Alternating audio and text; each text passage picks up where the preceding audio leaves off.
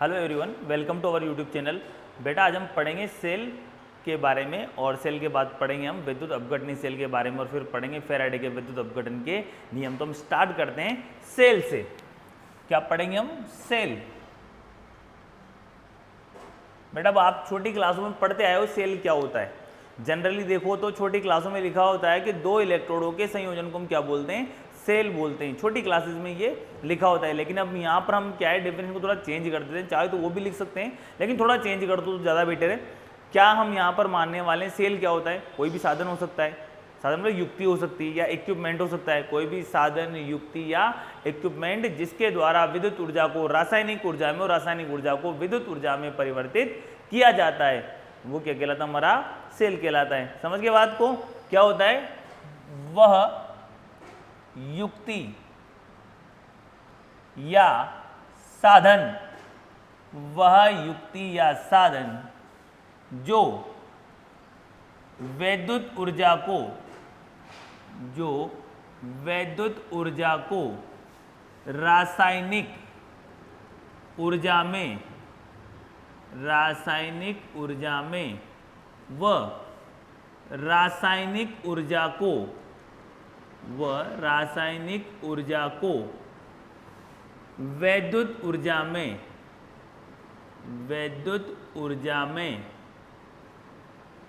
परिवर्तित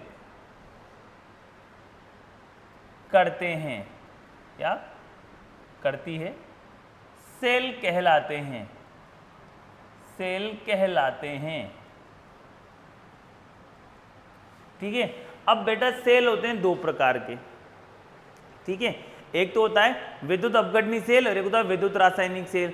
अभी हम इस चैप्टर में दोनों को पढ़ने वाले हैं, लेकिन यहाँ पर आज हम पढ़ेंगे विद्युत अपघटनी सेल के बारे में। विद्युत अपघटनी सेल क्या होता है? देखो, विद्युत अपघटनी मैं बताता हूँ तुम्हें। इसे दो प्रकार के होते हैं। तो पहला है वैद्युत अपघटनी सेल, इंग्लिश में बोलते हैं इलेक्ट्रोलाइटिक सेल। अब देखो आपको दिख रहा है विद्युत, फिर आगे लिख रहा है अपघटन। अपघटन मतलब टूटना, इलेक्ट्रो यानी विद्युत, लाइट मतलब टूटना, यानी विद्युत ऊर्जा परिवर्तित हो जाए रासायनिक ऊर्जा में। यानी ऐसे सेल जो विद्युत ऊर्जा को रासायनिक ऊर्जा में परिवर्तित करते हैं वो क्या कहलाते हैं? विद्युत अपघटनी सेल कहलाते हैं। होता है विद्युत रासायनिक सेल जो इनके उल्टा होता है। उसमें क्या होता है? रासायनिक ऊर्जा को विद्युत ऊर्जा में परिवर्तित किया जाता है। उसके बारे में हम आने वाले वीडियोस में पढ़ेंगे, लेकिन अभी हम यहाँ किसकी बात कर रहे हैं? विद्युत अपघटनी सेल के बारे में बात करेंगे। क्या होगा विद्युत अपघटनी सेल? ऐसे सेल जो विद्युत ऊर्जा को रासायनिक ऊर्जा में परिवर्तित करते हैं विद्युत अपघटनी सेल कहलाते हैं। इनमें जो रासायनिक प्रक्रम होता है उसमें विद्युत ऊर्जा खर्च होती है, यानी रासायनिक प्रक्रम में विद्युत का व्यय होगा और होने वाली ऑक्सीकरण अपचयन जो अभिक्रिया है वो स्वतः अप्रवर्तित होगी, यानी मुक्त ऊर्जा में वृद्धि होगी। क्या होगी? मुक्त ऊर्जा में वृद्धि होगी, यानी जी की वैल्यू क्या होगी? ग्रेटर देन 0 होगी। ठीक है बेटा। क्या होगा? विद्युत अपघटनी सेल या इलेक्ट्रोलाइटिक सेल ऐसे सेल जो वैद्युत ऊर्जा को रासायनिक ऊर्जा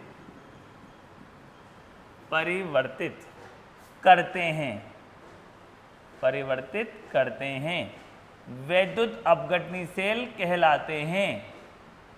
वैद्युत अपघटनी सेल कहलाते हैं।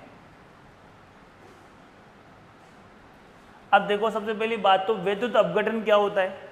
जब भी आप किसी विद्युत अपघट्य विलयन में विद्युत धारा प्रवाहित करते हो तो विद्युत अपघट्य क्या होता है? विपरीत आवेशित आयनों में टूट जाता है। इस प्रक्रिया को हम क्या बोलते हैं? विद्युत अपघटन बोलते हैं। यहां पर क्या बच गया हमारा? इनमें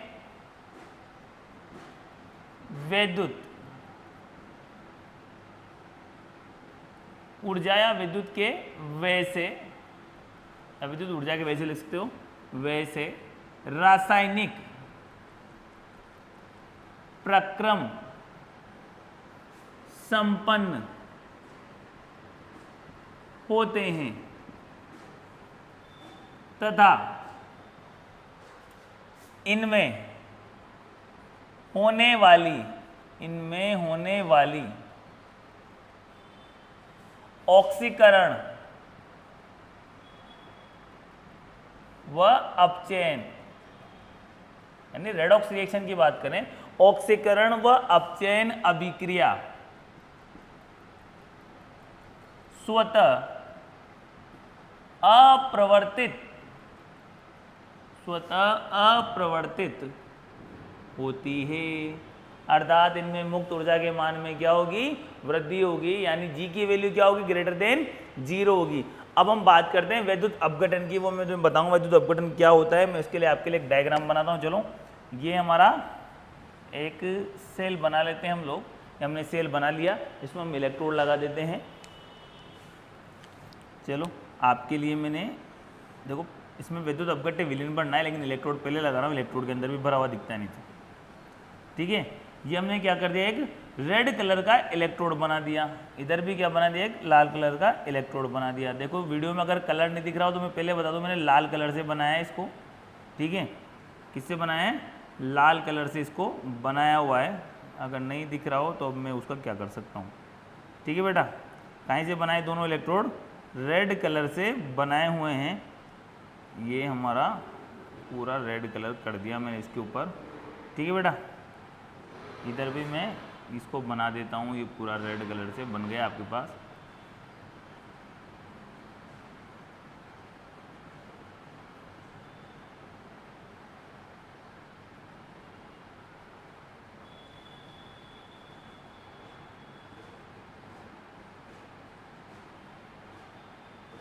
ये हमारा इलेक्ट्रोड लगभग कंप्लीट हो गया, ये बन गया हमारे इलेक्ट्रोड दोनों।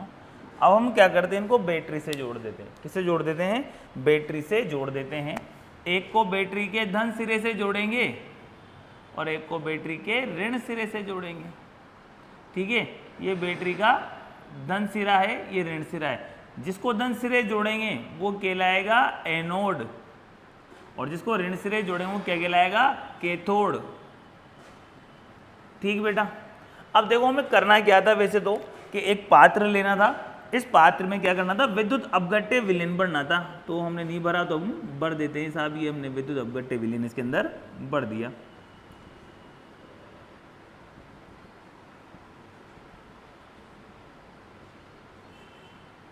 ये विद्युत अपघट्य विलीन हमने इसमें कंप्लीट रूप से भर दिया। अब आपके बुक के अकॉर्डिंग हम इसमें विद्युत अपघट्य विलीन जो भरा है वो ले लेते हैं कि हमने इसमें क्या भरा है, HCl भरा है। क्या भरा है हमने, HCl इसके अंदर भरा है। किया क्या है, कुछ नहीं किया, एक पात्र लिया है, 2 इलेक्ट्रोड लगाए, ठीक है। जनरली हम प्लेटिनम के इलेक्ट्रोड को यूज करते हैं। 2 इलेक्ट्रोड लगाए, बैटरी से जोड़ा है, जो बैटरी के धन सिरे जुड़ेगा एनोड कहलाएगा, जो ऋण सिरे जुड़ेगा क्या कहलाएगा, कैथोड कहलाएगा। विद्युत अपघट्य विलीन भरा हुआ है। अब जैसे इसमें विद्युत धारा प्रवाहित करते हो आप, तो ये जो HCl है ये क्या हो जाएगा, टूट जाएगा, किसमें, H++Cl- में टूट जाएगा। तो विद्युत अपघटन किसे कहेंगे, जब भी किसी विद्युत अपघटनी सेल में या विद्युत अपघट्य विलीन में विद्युत धारा प्रवाहित करते हैं तो उसमें उपस्थित विद्युत अपघट्य विपरीत आवेशित आयनों में टूट जाता है। इस प्रक्रिया को हम क्या बोलते हैं, विद्युत अपघटन बोलते हैं, ठीक है बेटा। अब हम बात करते हैं इस विद्युत अपघटनी सेल की। क्या किया हमने, पात्र लिया, 2 इलेक्ट्रोड लगा दिए, विद्युत अपघट्य विलीन भर दिया, बैटरी से जोड़ दिया, ठीक है। अब जैसे जोड़ोगे 2 भागों में क्या हो गया, टूट गया। अब ये टूटने के बाद क्या होता है, ये देखो, टूटने के बाद क्या होता है ये देखते हैं हम। ये इसके आयनों को हम, ये हमने मान लो ये ले लिया, हमारा जो टूटा था ये H+ ये था, और इसको यहाँ ले लेते हैं ये, चलो कलर चेंज कर देता हूँ मैं इसका, H को तो उससे बनाया है तो इसको क्लोरीन को रेड से बना देता हूँ, ठीक है बेटा। क्या हुआ है, विद्युत अपघट्य विलीन धारा प्रवाहित की हमने, जैसे धारा प्रवाहित करोगे आप, ये क्या होगा, विपरीत आवेशित आयनों में टूट गया। ये तो हो गया हाइड्रोजन आयन, हो गया क्लोराइड आयन। अब ये कहाँ जाएंगे, क्लोराइड कहाँ जाएगा, एनोड की ओर, यानी ये जो है हमारा क्लोराइड, ये यहाँ से कहाँ जाएगा, इधर इसकी ओर जाएगा। और ये जो हाइड्रोजन है, कौन सा है हमारा ये हाइड्रोजन, ये कहाँ जाएगा, कैथोड की ओर, ये चला गया इधर। समझिए बात को। हुआ क्या है, इसको एनोड क्यों कहते हैं? क्योंकि इस पर कौन आता है? एनाइन आता है। देखो क्लोराइड, एनाइन का मतलब क्या होता है? ऋणायन। एनाइन का मतलब क्या होता है? ऋणायन होता है। तो इसको एनोड इसीलिए बोलते हैं यहाँ पर क्योंकि इस पर एनाइन आकर विसर्जित होंगे। इसको कैथोड इसलिए बोलते हैं क्योंकि यहाँ पर केटाइन आकर विसर्जित, केटाइन मतलब धनायन। ठीक है बेटा, तो विद्युत अपघटनी सेल जमा लिया हमने, पात्र ले लिया, इलेक्ट्रोड ले लिया, विद्युत अपघटने पर बैटरी जोड़ा, विद्युत धारा प्रवाहित की, विपरीत आवेशित इलेक्ट्रोड में टूट गए और ये विपरीत आवेशित इलेक्ट्रोड कहाँ चले गए? मतलब विपरीत आवेशित आयन में टूट गए और ये विपरीत आवेशित आयन कहाँ चले गए? विपरीत आवेशित इलेक्ट्रोड पर चले गए। अब देखो आप क्या होने वाला है, टूट गए, ये क्लोरीन यहाँ चला जाएगा और हाइड्रोजन उधर चला जाएगा। तो क्या होने वाला है? देखो हम इनकी रिएक्शन लिखते हैं। एनोड पर क्या होगा? ये हमारा एनोड, एनोड पर क्या हो रहा है? देखो कौन पहुंच रहा है? क्लोरीन। तो ये Cl माइनस यानी क्लोराइड आयन पहुंच गया, तो ये इलेक्ट्रॉन त्याग देगा और क्लोरीन गैस का निर्माण कर लेगा। क्या कर देगा? इलेक्ट्रॉन त्याग कर क्लोरीन गैस का, ये इलेक्ट्रॉन इसने त्याग दिया, यानी यहाँ पर आया ये, इसने इलेक्ट्रॉन त्यागा और किसका निर्माण कर लिया? क्लोरीन गैस का, और इलेक्ट्रॉन यहीं रह गया। तो ये इलेक्ट्रॉन कहाँ जाएगा? बाह्य परिपथ से होता हुआ कहाँ पहुँच जाएगा? कैथोड पर पहुँच जाएगा। ठीक है, अब कैथोड की बात करते हैं। कैथोड पर क्या हो रहा है? हमारे पास क्या है? हाइड्रोजन आयन है। अब वो इलेक्ट्रॉन जो आ रहा है एनोड से उसको इसने ग्रहण कर लिया और किसका निर्माण कर लिया? हाइड्रोजन गैस का निर्माण कर लिया। तो इस पूरी प्रक्रिया में क्या हो रहा है? इलेक्ट्रॉन एनोड से कैथोड की ओर जा रहे हैं। ठीक है, और विद्युत चालन हो रहा है और क्या हो रहा है? आयन विपरीत आवेशित इलेक्ट्रोड पर जा रहे हैं तथा एनोड पर क्लोरीन गैस और कैथोड पर हाइड्रोजन गैस क्या हो रही है? हाइड्रोजन गैस का नहीं, यहाँ पर क्या हो रहा है? एनोड पर क्लोरीन गैस का और कैथोड पर क्या हो रहा है? हाइड्रोजन गैस का निर्माण हो रहा है। ठीक है बेटा, अब ये संपूर्ण प्रक्रिया कब तक चलती रहेगी? जब तक या तो HCl समाप्त नहीं हो जाए या फिर आपका परिपथ बंद है। अब बंद का मतलब समझ रहे हो आप क्या है? बंद का मतलब ये है, मतलब मान लो फॉर एग्जाम्पल मैं यहाँ पर एक कुंजी लगा दूं, ये मैंने क्या करा, यहाँ पर एक कुंजी लगा दी, तो ये परिपथ खुला हुआ माना जाएगा। बंद परिपथ किसे कहते हैं? जब ये क्या हो जाएगा? पूरा पैक हो जाएगा, ये है बंद परिपथ। तो जब तक बंद रहेगा इलेक्ट्रॉन इधर से ट्रांसफर होते रहेंगे, ये क्लोरीन इस पर आता रहेगा, इलेक्ट्रॉन देता रहेगा, इलेक्ट्रॉन इधर ट्रांसफर होते रहेंगे, हाइड्रोजन ग्रहण करके हाइड्रोजन गैस का निर्माण करता रहेगा। समझ के बात को? तो ये था हमारा विद्युत अपघटनी सेल। किसे कहते हैं? जो विद्युत ऊर्जा को रासायनिक ऊर्जा में परिवर्तित करता है। ठीक है बेटा, और जिस पात्र में सारी विद्युत अपघटन की प्रक्रिया अपन संपन्न कराते हैं विद्युत अपघटन की, उसे हम क्या बोलते हैं? विद्युत अपघटनी सेल या वोल्टामीटर। ठीक है बेटा, बात करते हैं अब हम विद्युत अपघटन के नियमों की। फेराडे ने दिए थे विद्युत अपघटन के नियम, 2 नियम दिए हैं, उन्हीं के बारे में हम क्या करेंगे? बात करने वाले हैं।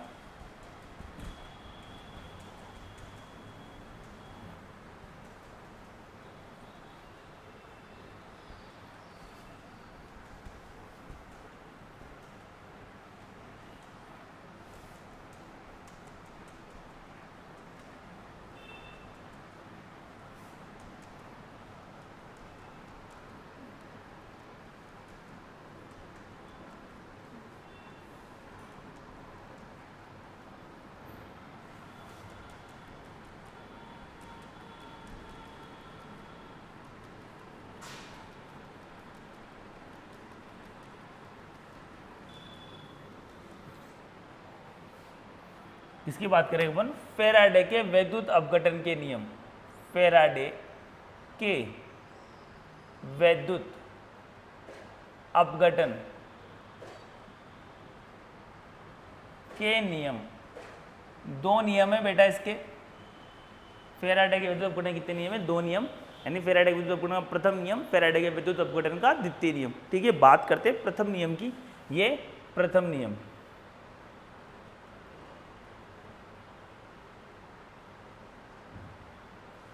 फेराडे ने क्या बताया या प्रथम नियम क्या बोलता है कि जो विद्युत अपघटन की क्रिया होती है उसमें किसी इलेक्ट्रोड पर, अभी हमने देखो 2 इलेक्ट्रोड लिए थे, एक पर हाइड्रोजन आ रही थी, एक पर क्या आ रही थी?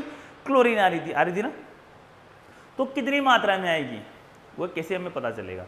उसने फेराडे ने बताया कि विद्युत अपघटन की क्रिया में किसी भी इलेक्ट्रोड पर निक्षेपित पदार्थ की मात्रा विद्युत अपघटनी विलयन में प्रवाहित धारा के समानुपाती या विद्युत धारा के समानुपाती होती है।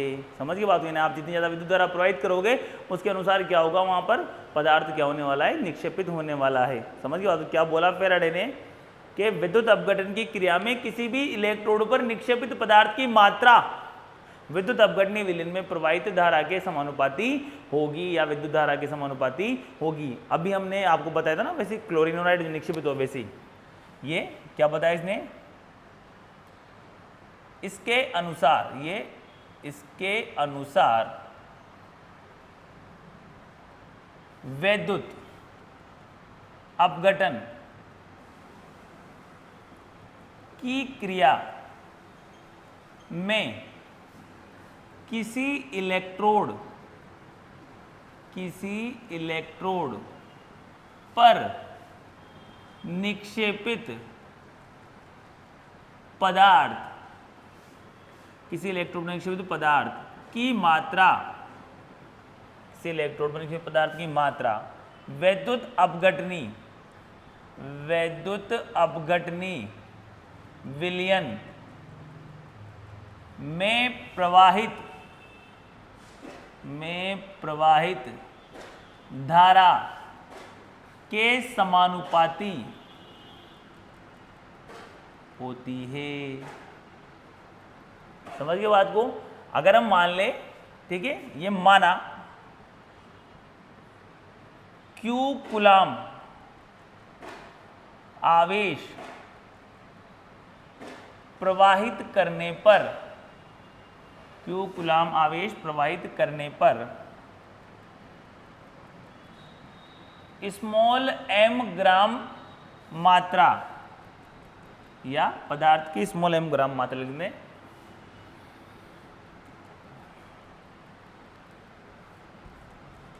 क्या लिखा हमने, Q कूलाम आवेश प्रवाहित करने पर पदार्थ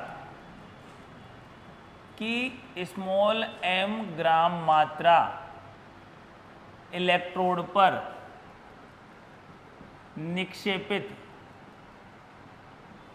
हो तो प्रथम नियम के अनुसार क्या होगा, हो तो ये small m is directly proportional to Q, small m is directly proportional to Q, या फिर हम लिख लेते हैं m is equal to WQ। ठीक है, यहां पर जो W है ये W, वेयर W क्या है हमारा, वैद्युत रासायनिक तुल्यांक, वैद्युत रासायनिक तुल्यांक। समझ गए बात को? ठीक है, अब बट Q क्या है हमारा, आवेश, आवेश बराबर क्या होता है, धारा इंटू समय, धारा इंटू समय बोले तो Q बराबर क्या हो गया, I इंटू टी, धारा I एम्पियर, T सेकंड के लिए, तो Q बराबर IT हो गया, तो Q की वैल्यू रख देते हैं इसके अंदर, ये मान लो इक्वेशन नंबर 1, तो क्या हो जाएगा, small m is equal to ये WIT, ये लो इक्वेशन नंबर 2। ठीक है, अब मान लो ये इफ Q बराबर 1 कूलाम,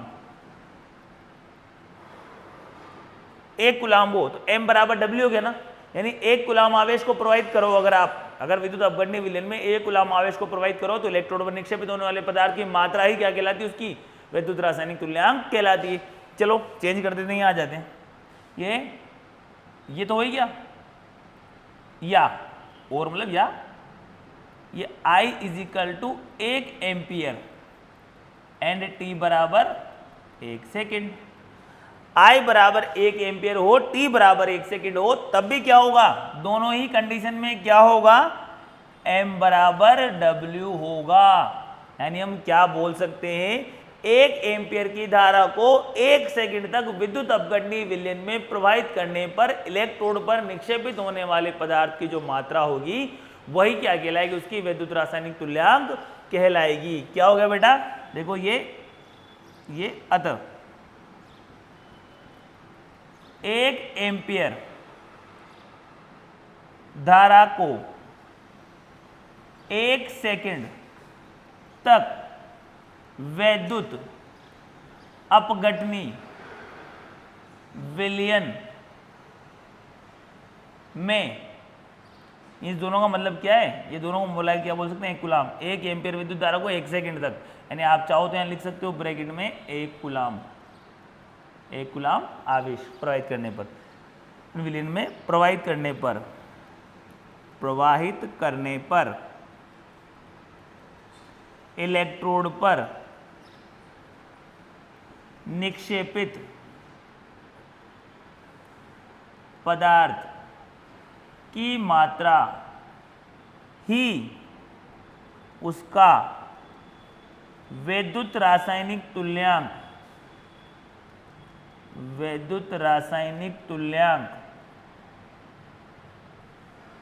कहलाती है।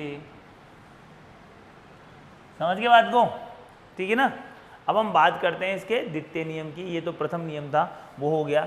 इस चीज को याद रखना, ये हमारे काम आएगा। ठीक है बेटा। या फिर तुम चाहो तो इसका मात्रक लिख सकते हो। किसका? विद्युत रासायनिक तुल्यांक का। किसका लिख सकते हो? विद्युत। W बराबर क्या होगा बेटा? W बराबर अगर यहाँ से निकालो, ये इकाई लिखो, इसकी इकाई, तो क्या हो जाएगा? W बराबर M बटा Q। M बटा Q मतलब कितना हो गया? ग्राम प्रति कूलाम। ग्राम प्रति ये कूलाम। या फिर इससे निकालो तो W बराबर क्या हो जाएगा? M upon IT। M upon IT बोलो, M बराबर क्या आएगा? ग्राम। I किस में आएगा? Ampere inverse. और T का में आएगा? Second inverse. ये इसके मात्रक हो गए। विद्युत रासायनिक तुल्यांक के दो मात्रक हो सकते हैं। इससे निकालोगे तो ऊपर वाला आएगा, नीचे वाले से निकालोगे तो ये वाला आएगा। M यानी ग्राम में मात्रा, I मतलब एम्पियर में लेंगे, इसको I में लेंगे सेकेंड में। ठीक है। बात करते हैं सेकंड वाले नियम की, द्वितीय नियम।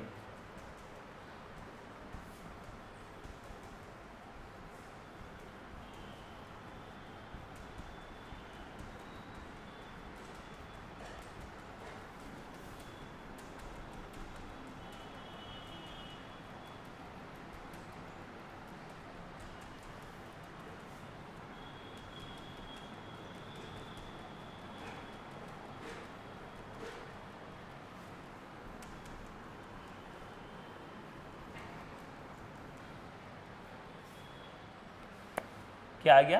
द्वितीय नियम, फैराडे के विद्युत अपघटन का द्वितीय नियम।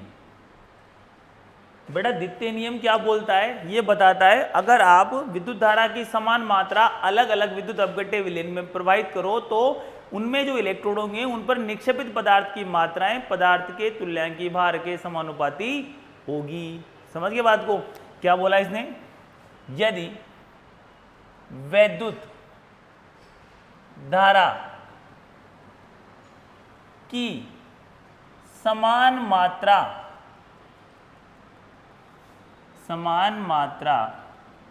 अलग अलग विद्युत अपघट्य विलयन में प्रवाहित की जाए, अलग अलग विद्युत अपघट्य विलयन में प्रवाहित की जाए तो इलेक्ट्रोड पर निक्षेपित पदार्थ की मात्रा उनके तुल्यांकी भार के समानुपाती होती है। अर्थात क्या बोला इसने? M is directly proportional to E। E क्या है यहां पर? तुल्यांकी भार, या फिर तुम ले सकते हो ग्राम तुल्यांक। ठीक है बेटा, हो गया। यानी अगर अब हमारे पास दो अलग अलग विद्युत अपघट्य हो और अलग अलग विद्युत अपघट्य में M1 M2 मात्रा निक्षेपित हो और उनके तुल्यांकी भार E1 व E2 हो तो ये लिखते हैं यदि अलग अलग विद्युत अपघट्य में निक्षेपित पदार्थ की मात्रा, अलग अलग की जगह लिख सकते हो, यदि दो विद्युत अपघट्य में निक्षेपित पदार्थ की मात्रा निक्षेपित M1 व M2 तथा इनके तुल्यांकी भार क्रमशः E1 व E2 हो तो क्या हो जाएगा, M1 is directly proportional to E1 और M2 is directly proportional to E2, दोनों कंबाइन करके लिखोगे तो क्या हो जाएगा, M1 upon M2 is equal to E1 upon E2। ठीक है बेटा, ये हो गया हमारा इक्वेशन नंबर 1। अब बात करते हैं but according to first rule, Faraday के विद्युत अपघटन के प्रथम नियम के अनुसार क्या था, M बराबर WIT, यही था ना। तो फिर क्या हो जाएगा, M1 बराबर W1IT हो जाएगा। इसी प्रकार M2 बराबर क्या जाएगा, WIT। रख दो इक्वेशन नंबर 1 में इनकी वैल्यू को, तो क्या हो जाएगा, इसकी वैल्यू को रखोगे तो ये M1 पहले M1 अपॉन M2 की वैल्यू निकाल लेते हैं। M1 M2 बराबर क्या हो गया, W1IT अपॉन W2IT, IT से IT कट गया, यानी M1 upon M2 is equal to W1 upon क्या बचा, W2 बचा। इक्वेशन नंबर कितनी होगी, 2। इक्वेशन 1 और 2 को कंबाइंड फॉर्म में लिखो, ये from equation 1 and 2, from equation 1 and 2 क्या हो जाएगा भाई, M1 upon M2 is equal to E1 upon E2 is equal to W1 upon W2। ये लो साहब, हो गया काम खत्म। ये फेराडे की द्वितीय नियम, यानी क्या लिख सकते हैं इससे अपन, M is directly proportional to E is directly proportional to W। ठीक है, यानी अगर इस रिलेशन से अपन इन दोनों को लें तो क्या हो जाएगा, E is directly proportional to W, proportional को डाल E इज इक्वल टू क्या हो जाएगा, QW। ठीक है, अगर आपको यहाँ से Q निकालना है, क्या निकालना है, यहाँ से Q निकालना है, तो Q बराबर क्या हो जाएगा, E बराबर W, यानी क्या हो गया, आवेश है, आवेश बराबर क्या हो जाएगा, तुल्यांकी भार बटा वैद्युत रासायनिक तुल्यांक।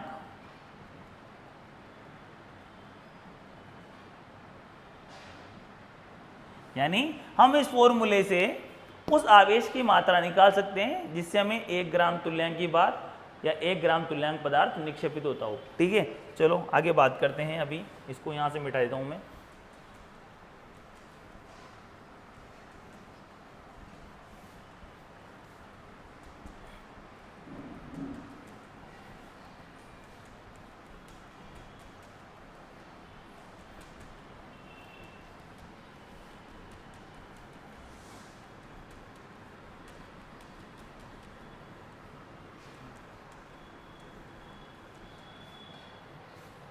अब देखें क्या आया था हमारे पास, Q is equal to E upon W।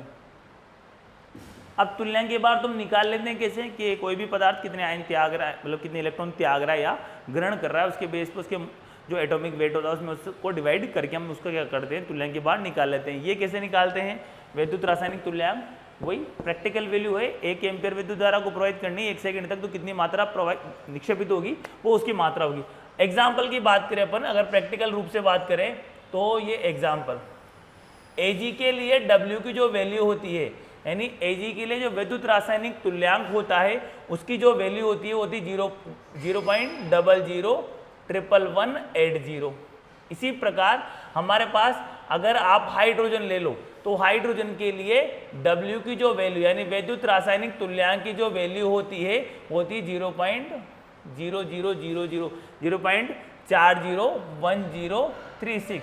और लास्ट में एक और एग्जाम्पल आपके लिए दे रखा है बुक के अंदर, वो है कि अगर आपको कॉपर के लिए निकालना है तो कॉपर के लिए विद्युत रासायनिक तुल्यांक की जो वैल्यू होगी 0.003296, ये वैल्यू है। यानी अगर आप 1 एम्पियर विद्युत धारा को 1 सेकंड तक Ag के विद्युत अपघट्य विलयन में प्रोवाइड करते हो तो इतना Ag निक्षेपित होगा। ठीक है, 1 एम्पियर विद्युत धारा को यानी 1 कूलाम आवेश से ये निक्षेपित होगा, तो कितना कूलाम प्रोवाइड करना पड़े कि हमें क्या हो, Ag का 1 ग्राम तुल्यांक यानी Ag के तुल्यांक की भार के बराबर पदार्थ हमें प्राप्त हो जाए। तो कैसे निकालोगे, देखो ये Ag के लिए Q बराबर E, इसका जो तुल्यांक भार होता है वो कैसे निकालोगे, Ag क्या होता है, एक ही इलेक्ट्रॉन त्यागता है, यानी इसका जो परमाणु भार होगा वही इसका क्या होगा, तुल्यांक भार होगा। तो इसमें इसका भाग दे दो 0.001180।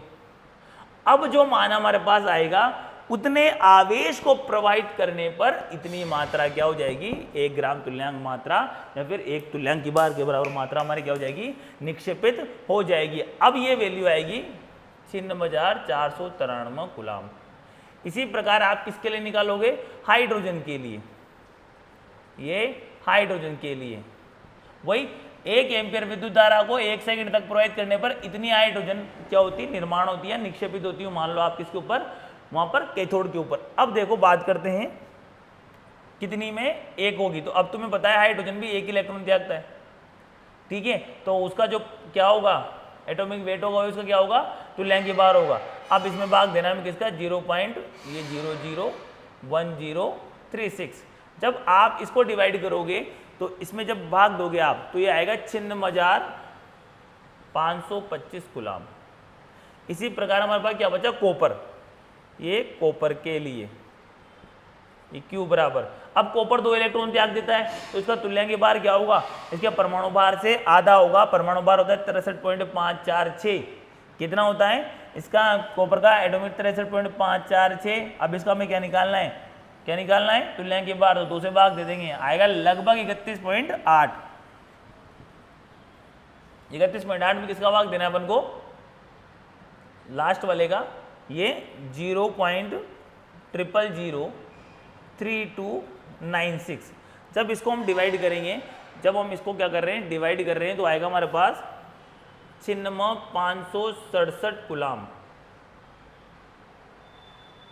ठीक है बेटा, देखो Ag के लिए अपन ने किया तो हमारे पास क्या आ गया, 96,493 आ गया। हाइड्रोजन के लिए हमने किया तो हमारे पास 96,525 कूलाम आ गया। कॉपर के लिए हमने किया तो ये आ गया। इन वैल्यू को, ये जो वैल्यू है इसको हम डिनोट करते हैं, फेराडे बोलते हैं। क्या बोलते हैं इसको, फेराडे बोलते हैं। अब देखो ये तो अलग अलग हो रही है, थोड़ी बहुत फ्लक्चुएट होती है वैल्यू, लेकिन जनरली इसकी वैल्यू हम मान लेते हैं 96,495 से 500 के बीच में। और न्यूमेरिकल्स के लिए स्पेशली 96,500 कूलाम मानते हैं। अगर आपको वैल्यू नहीं दी गई है, अगर वैल्यू दी गई है तो फिर आपको फेराडे की वही वैल्यू रखनी है जो उसने वैल्यू में क्या हुआ है, दी हुई है। अब बात करते हैं ये क्या होता है फेराडे, ये होता है charge of 1 mole electron, charge of 1 mole electron, यानी 1 मोल इलेक्ट्रॉन का आवेश होता है। तो ये क्या होता है, 1 इलेक्ट्रॉन का आवेश। 1 इलेक्ट्रॉन का आवेश कितना होता है भाई, 1.6022 इंटू 10⁻⁻19 कूलाम। ये तो 1 इलेक्ट्रॉन का आवेश है। तो फिर क्या हो जाएगा, 1 मोल इलेक्ट्रॉन का आवेश। अगर 1 मोल इलेक्ट्रॉन का आवेश निकालना है तो इसको क्या करना पड़ेगा, 1 मोल से गुणा करना पड़ेगा। 1.6022 इंटू 10⁻⁻19 कूलाम इंटू 6.023 इंटू 10⁻23 हो गया। अब देखो पहले तो 10⁻⁻ बचाते हैं अपन। ये 1 मोल इलेक्ट्रॉन का आवेश, यानी किसकी बात कर रहे हैं, फेराडे की बात कर रहे हैं। तो कितना हो जाएगा, देखो ये 10⁻⁴ माइनस के 19 प्लस के 23, 10⁻⁴। 1.6 को 6.023 से गुणा करोगे तो 6, तो ये हो गया, ये आएगा 9.65 इंटू 10⁻⁴, यानी क्या हो गया, 96,500 कूलाम हो गया। 1 फेराडे की वैल्यू होगी हमारे पास ही।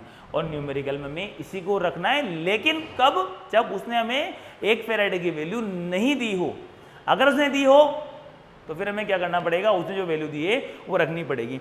अब मान लो आप चाहते हो कि I एम्पियर विद्युत धारा क्या करो, आप प्रोवाइड करो। I एम्पियर विद्युत धारा प्रोवाइड करके E तुल्यांकी भार वाला, I एम्पियर विद्युत धारा प्रोवाइड करके E तुल्यांकी भार वाला पदार्थ निक्षेपित करना है। या फिर मानो कि I एम्पियर विद्युत धारा को T सेकंड तक प्रोवाइड करते हो, और काहे के लिए करते हो कि E तुल्यांकी भार वाला पदार्थ निक्षेपित हो जाए। तो फिर उसको कैसे निकालोगे, ये M = ITE/F डायरेक्ट फॉर्मूला है बेटा। ये वाला क्या होने वाला है, I एम्पियर विद्युत धारा को t सेकेंड तक प्रोवाइड कर दें गाय के लिए E तुल्यांकी बार वाले पदार्थ को निक्षेपित करने के लिए, तो फिर हमें इस फॉर्मूले को क्या करना है, फॉलो करना है। न्यूमेरिकल में भी काम आएगा फॉर्मूला, ठीक है बेटा।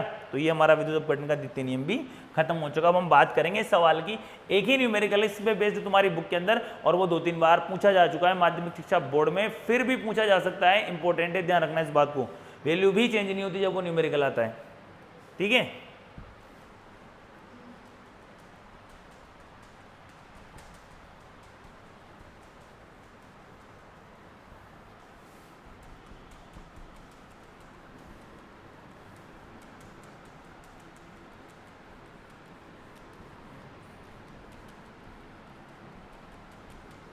देखें न्यूमेरिकल क्या है हमारा, ये कॉपर सल्फेट के विलयन को 1.5 एम्पियर विद्युत धारा से 10 मिनट तक विद्युत अपघटित किया गया, तो कैथोड पर निक्षेपित कॉपर का द्रव्यमान क्या होगा। अब इसने क्वेश्चन में दिया हुआ है यदि, क्या होगा यदि F बराबर 96,487 कूलाम। मैंने भी थोड़ी देर पहले बोला था आपसे कि अगर F की वैल्यू नहीं दी हो तो हमें 96,500 रखनी है, लेकिन अगर दी हो तो जो दी है वही हमें क्या करनी है, रखनी है। अब देखो इसके 2 तरीके हैं करने के। नंबर 1 तरीका तो ये नंबर 1 तरीका मैं सॉल्यूशन, सबसे पहले तो मैं इक्वेशन लिखनी है। उसने खुद ने कह दिया कैथोड पर निक्षेपित होगा, कैथोड पर निक्षेपित होगा, उसके बाद ये धनायन बनाएगा, तो ये धनायन बनाएगा तो 2 इलेक्ट्रॉन लेगा, 2 इलेक्ट्रॉन लेगा तो क्या बन जाएगा, ये हमारा कॉपर बन गया। अब आप देखो कि ये 2 इलेक्ट्रॉन, यानी 2 इलेक्ट्रॉन नहीं है, 2 मोल इलेक्ट्रॉन है। हम बात केमिस्ट्री में किसी करते हैं मोल्स की बात करते हैं, इसे लिखा था 2 मोल इलेक्ट्रॉन है। कितना है ये, 2 मोल इलेक्ट्रॉन। तो 2 मोल इलेक्ट्रॉन का आवेश कितना हो गया, 2 फेराडे। तो 2 फेराडे से कितना कॉपर निक्षेपित होगा, 63.5 ग्राम हुआ ना। कॉपर का ये होता है ना 63.5 ग्राम। अब हमें आवेश की मात्रा निकालनी है कि उसने हमें कितनी दी हुई है। देखो 1.5 एम्पियर को 10 मिनट तक, यानी हमें क्या निकालना है, यहाँ पर आवेश निकालना है। हमें I दिया हुआ है, हमें T दिया हुआ है। एक Q बराबर क्या होता है, IT होता है। तो I बराबर कितना है, 1.5 एम्पियर इंटू 10, टाइम दे रखा है 10 मिनट। 10 मिनट का मतलब कितना हो गया, 10 मिनट का मतलब कितना हो गया, 600 सेकंड हो गया ना। ये 600 सेकंड यानी कितना हो गया, 900 कूलाम हो गया। कितना हो गया बेटा, 900 कूलाम हो गया ना। I 1.5 एम्पियर, समय की जगह हमने क्या रख दिया, 10 मिनट। 10 मिनट का मतलब 600 सेकंड, 900 कूलाम हो गया। तो 2 फेराडे से 63.5 ग्राम प्राप्त हो रहा है। 2 फेराडे मतलब ये 2 इंटू 96,487 कूलाम से 63.5 ग्राम प्राप्त हो रहा है। तो उसने क्वेश्चन पूछा है 900 कूलाम से कितने ग्राम प्राप्त होगा। मान लेते हैं साहब कितना प्राप्त होगा, x प्राप्त हो रहा है, मैं तो x ग्राम प्राप्त हो रहा है बस। तो फिर रख दो वैल्यू, जमा लेते हैं इसको, कितना हो जाएगा, ये 2 इंटू 96,487 कूलाम अपॉन 900 कूलाम। पहले तो कूलाम से कूलाम काट दो, और ये कितना हो गया 63.5 ग्राम अपॉन x की वैल्यू निकाल लो। x बराबर कितना हो गया, 900 इंटू 63.5 अपॉन 2 इंटू 96,487। आंसर कहाँ में आएगा, ग्राम में। तो जब 900 को 63.5 से गुणा करोगे तो 57,150 आएगा। और जब 2 इंटू 96,487 करोगे कितना हो जाएगा, 2 फेराडे। 96,487 को 96 को इससे गुणा करो, 7 दूनी 14, यानी ये हो गया 192,974। 192,974, ठीक है बेटा। अब इसको भाग दो आप, ये भाग दोगे जाएगा 0.2961 ग्राम, ये आएगा 0.2961 ग्राम। एक और फॉर्मूला जो मैंने आपको बताया उसको भी लगा सकते हो। m बराबर क्या होगा, ITE अपॉन F। I की वैल्यू दे रखी है, T की वैल्यू दे रखी है, दे रखी ना। और ई की वैल्यू अभी मैंने थोड़ी देर पहले बताई थी, कॉपर के लिए कितनी होती है 31.8, और तुम्हें नहीं आती तो ये तो पता ही 63.5 में किसका भाग देना है, 2 का भाग देना है। नीचे केवल एफ लिखना है, यानी क्या लिख सकते हो, एम बराबर ये आई कितना है 1.5 एम्पियर, 600 सेकेंड इंटू ई 31.8 अपॉन ये चिन्ह मजार 487। ठीक है, इसको सोल्व करोगे तब भी आएगा 0.2961 ग्राम। समझ के बात को? ठीक है बेटा, तो ये हमारा फेराडे के विद्युत अपघटन द्वितीय नियम भी खत्म हो गया। अगले वीडियो में हम पढ़ेंगे चालकताओं के बारे में, डिफरेंट टाइप्स की कंडक्टिविटी के वगैरह के बारे में पढ़ेंगे। ठीक है, वीडियो पसंद आया तो प्लीज़ वीडियो को लाइक करें, शेयर करें, और अभी तक चैनल को सब्सक्राइब नहीं किया तो चैनल को सब्सक्राइब करके बेल आइकन को दबा दें और ऑल पर क्लिक कर दें ताकि मेरा हर वीडियो आपको मिल सके। मिलते हैं नेक्स्ट वीडियो में, तब तक के लिए धन्यवाद। जय हिंद।